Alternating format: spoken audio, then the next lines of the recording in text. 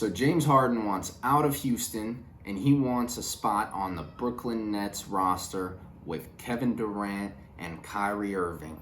Man, what a bomb drop, you know? I mean, this is big news. If he does land in Brooklyn, that would be huge. To be honest with you, the first thought I had a couple thoughts at first that were negative, not positive, you know? First thought I had was, man, they're going to, because my first, I was sold on the Brooklyn Nets with Kevin Durant and Kyrie Irving. You know, you got those two in a league full of duos. You know, you got LeBron and AD, Kawhi and Paul George. You know, you got a league full of duos now. There's not many big threes. Now that might change, but, I thought, you got KD and Kyrie, and then you got a deep squad. Karis LeVert, who's a borderline all-star. I mean, that's nearly a big three with him in there. And then you got Joe Harris, three-point shooter, great three-point shooter. Spencer Dinwiddie, Six-Man of the Year candidate. Jared Allen, Defensive Player of the Year candidate. You got so many great guys on this bench, and not only bench, but just, on the depth chart, just such a deep squad. DeAndre Jordan's in there.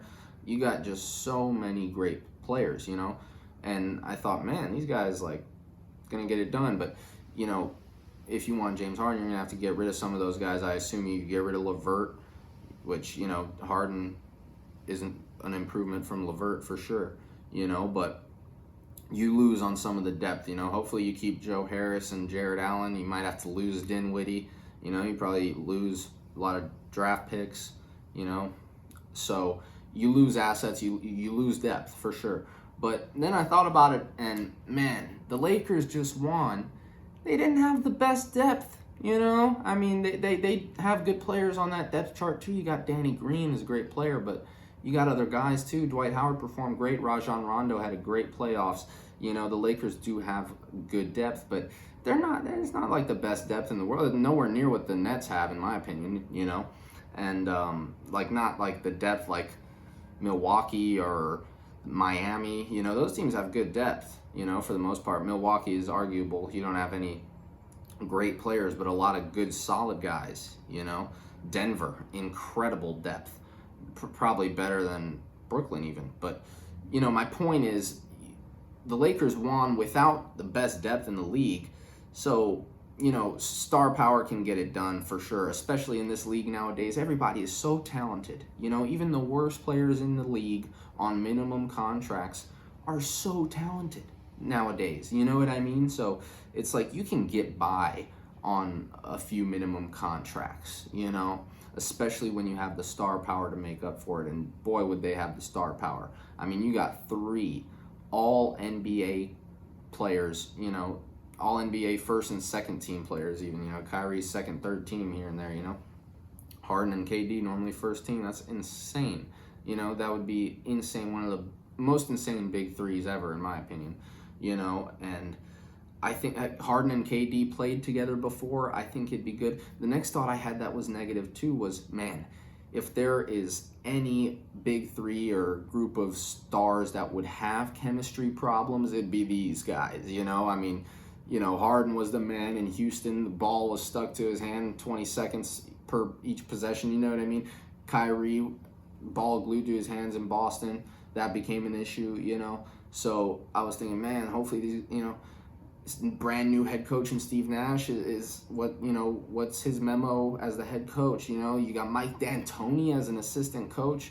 Man, and that's why Harden probably wants to go there. So it's like, man, you really got to ask, how is all that going to work out as far as the chemistry goes? But I think, if they can understand that they are coming to Kevin Durant's location. Kevin Durant decided to go to Brooklyn. Kyrie said, hey, buddy, can I, let's do it. He said, yeah, man. They joined up, but I feel as if this is Kevin Durant's team. Kevin Durant signed here. Kyrie signed with Kevin Durant. You know what I mean? And Harden is going there to Durant's team. They got to understand this is Kevin Durant's team when the time comes down to it, and the ball cannot be stuck to either one of those guys' hands for 20 seconds of possession like it was in their former teams, which wasn't necessarily a bad thing for their former teams, especially in the case of Harden. Houston had success, even Boston had success, but on this team, I feel as if they cannot really do it the same way as they did in their previous teams. Harden's not going to be able to play like he was playing in Houston.